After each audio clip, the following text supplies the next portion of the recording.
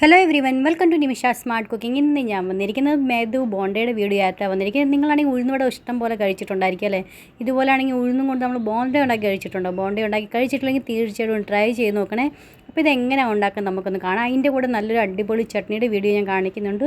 അപ്പോൾ തീർച്ചയായിട്ടും ട്രൈ ചെയ്ത് നോക്കണേ. ട്രൈ ചെയ്ത് നോക്കിയിട്ട് ഇഷ്ടപ്പെടുന്നുണ്ടെങ്കിൽ എന്നെ അറിയിക്കണേ എങ്ങനെ ഉണ്ടായിരുന്നു എന്ന്. അപ്പോൾ ഞാനാണെങ്കിൽ 250 ml കപ്പിന് 2 കപ്പ് ഉഴുന്നെടുത്തിട്ടുണ്ട്. ഇത് 1 മണിക്കൂറത്തേക്കൊന്ന് കുതിർത്തി വെച്ചിട്ടുണ്ട്. സമയമുണ്ടെങ്കിൽ 2 മണിക്കൂർ വരെ വയ്ക്കാം, അല്ലെങ്കിൽ 1 മണിക്കൂറാണെങ്കിലും കുഴപ്പമൊന്നുമില്ല കേട്ടോ. അപ്പോൾ ഇതിനകത്തുനിന്ന് എത്ര വെള്ളം ഉണ്ടെന്ന് വെച്ചാൽ അത് നമുക്ക് മൊത്തം മാറ്റിയെടുക്കാം. നമ്മൾ ഉഴുന്നുവട ഉണ്ടാക്കുമ്പോൾ തീരെ വെള്ളം ഒഴിക്കാറില്ല. വെള്ളം ഇല്ലാതെ തന്നെയാണ് നമ്മൾ അരച്ചെടുക്കുന്നത്. പക്ഷേ ഇതിനകത്ത് നമുക്കാണെങ്കിൽ 2 കപ്പ് വെള്ളത്തിന് 2 കപ്പ് ഉഴുന്നിന് 1 കപ്പ് വെള്ളത്തിൻ്റെ ആവശ്യം വരും. അപ്പോൾ കുറേശ്ശെ വെള്ളം ഒഴിച്ചിട്ട് നമുക്കാണെങ്കിൽ ഇത് നന്നായിട്ടൊന്ന് സ്മൂത്തായിട്ട് അരച്ചെടുക്കാം.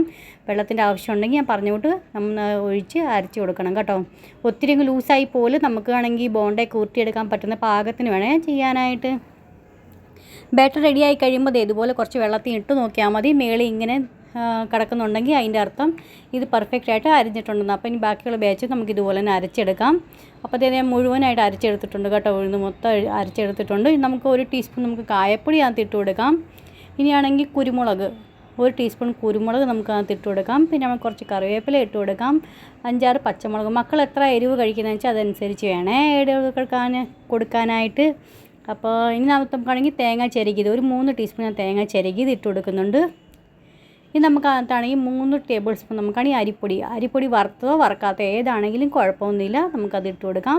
1 ടീസ്പൂൺ നമുക്ക് ഉപ്പ് ഇട്ട് കൊടുക്കാം. നന്നായിട്ടൊന്ന് മിക്സ് ആക്കിയതിന് ശേഷം ഒരു 5 മിനിറ്റ് നന്നായിട്ടൊന്ന് സ്മൂത്തായി വരുന്നവരെ നമുക്ക് നന്നായിട്ടൊന്ന് ബാറ്റർ ഒന്നും കൂടെ ഒന്ന് ഫ്ലഫി ആയി കിട്ടാനായിട്ട് ഒന്നും കൂടെ നമുക്ക് കുഴച്ച് കൊടുക്കണം.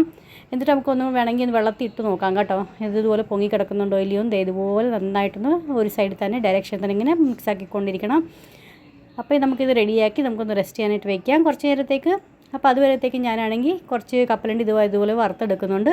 ഇതിനകത്ത് ഒന്നും ആഡ് ചെയ്തിട്ടില്ല കേട്ടോ. ഡ്രൈ റോസ്റ്റ് ചെയ്താൽ മതി. നമുക്കാണെങ്കിൽ ഇത്രയധികം കപ്പലിൻ്റെ ആവശ്യമൊന്നുമില്ല. ഞാൻ കുറച്ച് അധികം ക്വാണ്ടിറ്റിയിൽ വറുത്ത് വെക്കുന്നതേ ഉള്ളൂ. ഇതുപോലെ തൊലിയൊക്കെ പോയി കഴിയുമ്പോൾ നമുക്കത് മാറ്റാവുന്നേ ഉള്ളൂ. അപ്പോൾ ഒരു തേങ്ങയുടെ പകുതി ഞാൻ എടുത്തിട്ടുണ്ട്. അത് നമുക്ക് അതിനകത്ത് ഇട്ട് കൊടുക്കാം. പിന്നെ കപ്പലണ്ടി വറുത്തത് ഒരു 1/4 കപ്പ് അതും ഇട്ട് കൊടുക്കാം. ഒരു 7-8 ഉണക്കമുളക് അതും അതിനകത്ത് ഇട്ട് കൊടുക്കാം നമുക്ക്. പിന്നെ ഇത് ഒരു തണ്ട് കറിവേപ്പില അതും അതിനകത്ത് ആഡ് ചെയ്ത് കൊടുക്കാം. 1/2 ടീസ്പൂൺ നമുക്കാണെങ്കിൽ കായപ്പൊടിയും പിന്നെ 2 ഇഞ്ചിന് കഷ്ണമുള്ള അത്രയും ഇഞ്ചിയും കൂടെ ആഡ് ചെയ്ത് കൊടുക്കാം. പിന്നെ ഒരു ചെറിയ കഷ്ണം നമുക്കാണെങ്കിൽ പുളി ഇട്ട് കൊടുക്കാം. ഇതിനകത്ത് നമുക്കാണെങ്കിൽ ഒരു 1/4 കപ്പ് വെള്ളം കൂടെ ഒഴിച്ച് കൊടുക്കാം.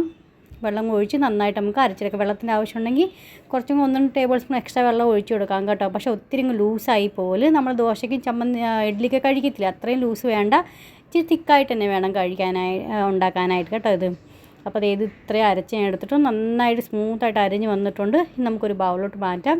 ഇപ്പോൾ ഈ ജാറിൽ തന്നെ നമുക്കൊരു 1/4 കപ്പ് വെള്ളം, ടോട്ടൽ എനിക്ക് ഒരു 1/2 കപ്പ് വെള്ളത്തിൻ്റെ ആവശ്യം വന്നിട്ടുണ്ട്. ഒരു 1/4 കപ്പ് വെള്ളം പിന്നെയും കൂടെ മിക്സ് ആക്കിയതിന് ശേഷം നമുക്കത് ഒഴിച്ച് കൊടുക്കാം. അപ്പോൾ ഇത് നന്നായിട്ട് മിക്സാക്കി വെച്ചിട്ട് നമുക്ക് ഇതിന് വേണ്ടിയായിട്ട് ഒരു തടുക്ക റെഡിയാക്കി എടുക്കാം. ഫ്രണ്ട്സ്, എൻ്റെ റെസിപ്പീസൊക്കെ നിങ്ങൾക്ക് ഇഷ്ടപ്പെടുന്നുണ്ടോ ഇല്ലയെന്ന് അറിയിക്കുക. എൻ്റെ റെസിപ്പീസൊക്കെ ട്രൈ ചെയ്ത് നോക്കുന്നുണ്ട്. നിങ്ങൾക്ക് എല്ലാവർക്കും ഇഷ്ടപ്പെടുന്നുണ്ടെങ്കിൽ ഒരു ലൈക്ക് ചെയ്യാനും ഷെയർ ചെയ്യാനും സബ്സ്ക്രൈബ് ചെയ്യാനും മറന്നുപോലെ. പിന്നെ എന്തൊക്കെയാണ് പുതിയ വീഡിയോസൊക്കെ കാണാൻ താല്പര്യമുള്ളതെന്ന് വെച്ചാൽ എന്നെ അറിയിക്കണം. തീർച്ചയായിട്ടും നിങ്ങൾക്ക് വേണ്ടിയായിട്ട് കൊണ്ടുവരുന്നതായിരിക്കും. അപ്പോൾ അതേ ഒരു തടുക്ക പാൻ ഞാൻ വെച്ചിട്ടുണ്ട്. ഇതിനകത്ത് നമുക്കാണെങ്കിൽ വെളിച്ചെണ്ണ ഒഴിച്ചെടുക്കാം. 1 ടേബിൾ സ്പൂൺ വെളിച്ചെണ്ണ നന്നായി ചൂടായി കഴിയുമ്പോൾ 1 ടീസ്പൂൺ നമുക്ക് കടുക് ഇട്ട് കൊടുക്കാം. കടുക് ഒന്ന് പൊട്ടിക്കഴിയുമ്പോഴത്തേക്ക് നമുക്കൊരു 1/2 ടീസ്പൂൺ നമുക്ക് ഉഴുന്ന് പരിപ്പ് ഇട്ട് കൊടുക്കാം. കുറച്ച് കറിവേപ്പില ഇട്ട് കൊടുക്കാം. പിന്നെ അതിന് ശേഷം ഒരു ഉണക്കമുളക് നമുക്കകത്ത് ഇട്ട് കൊടുക്കാം. ഇനി നമുക്കാണെങ്കിൽ ഈ താളിപ്പ് കടുക് വറുത്ത് നമുക്കാണെങ്കിൽ നമ്മുടെ ചട്നിക്കകത്തോട്ട് ഒഴിച്ചു കൊടുക്കാം.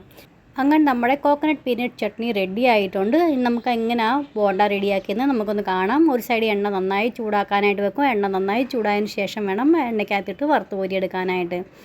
അപ്പോൾ അത് നമുക്ക് എങ്ങനെയാണെന്ന് കാണാം മുന്നോട്ട്. എങ്ങനെ നമ്മളെപ്പോഴും നോർമൽ ഇത് ചെയ്യുന്ന കൂട്ടല്ല. ആദ്യം നമുക്കാണെങ്കിൽ ഒരു പാത്രത്തിൽ വെള്ളം എടുക്കുക. എന്നിട്ട് അതിനകത്ത് നമുക്ക് കയ്യിൽ നിന്ന് ഡിപ്പ് ചെയ്യുക. എന്നിട്ട് ഇതുപോലെ ഓരോ ബോൾസായിട്ട് നമുക്കാണെങ്കിൽ നല്ല തിളച്ച എണ്ണയിൽ വേണേ ഇട്ട് കൊടുക്കാനായിട്ട്. എന്നിട്ട് ഗ്യാസിൻ്റെ ഫ്ലെയിം നമുക്കാണെങ്കിൽ ഒരു ലോ ടു മീഡിയം ഫ്ലെയിമിൽ വെച്ച് കൊടുക്കണം. എന്നിട്ട് വേണം വറുത്ത് കോരി എടുക്കാനായിട്ട്. അല്ലെങ്കിൽ നമ്മൾ ഹൈ ഫ്ലെയിമിൽ വെച്ച് ചെയ്യുമ്പോൾ ആണെങ്കിൽ പെട്ടെന്ന് പുറത്തുനിന്ന് കളർ വരും. പക്ഷേ അകത്ത് നന്നായിട്ട് വെന്ത് കാണത്തില്ല. അതുകൊണ്ട് ലോ ടു മീഡിയം ഫ്ലെയിമിൽ വെച്ചിട്ട് ഇതുപോലെ ഒരു ഗോൾഡൻ കളറായി വരുമ്പോൾ നമുക്കിത് എണ്ണയിൽ നിന്ന് വറുത്ത് കോരി എടുക്കാവുന്നേ ഉള്ളൂ. അങ്ങനെ നമ്മുടെ മേദു ബോണ്ടയും പിന്നെ കോക്കനട്ട് പീനട്ട് ചട്നിയും കൊണ്ട് നമ്മൾ റെഡി ആയിട്ടുണ്ട് സെർവ് ചെയ്യാനായിട്ട്. നിങ്ങൾ തീർച്ചയായിട്ടും ട്രൈ ചെയ്ത് നോക്കാം. ട്രൈ ചെയ്യാൻ പറ്റിയ റെസിപ്പിയാണ്. പിന്നെ നെക്സ്റ്റ് എന്തൊക്കെയാണ് കാണാൻ താല്പര്യമെന്ന് വെച്ചാൽ എന്നെ അറിയിക്കുകയാണെങ്കിൽ നിങ്ങൾക്ക് വേണ്ടി തീർച്ചയായിട്ടും കൊണ്ടുവരുന്നതായിരിക്കും. നാളെ നല്ലൊരു അടിപൊളി വീഡിയോ ആയിട്ട് വീണ്ടും കാണാം. പിന്നെ ഇഷ്ടപ്പെടുവാണെങ്കിൽ ലൈക്ക് ചെയ്യാനും ഷെയർ ചെയ്യാനും സബ്സ്ക്രൈബ് ചെയ്യാനും മറന്നുപോലെ. അപ്പം bye friends, thanks for watching and take care.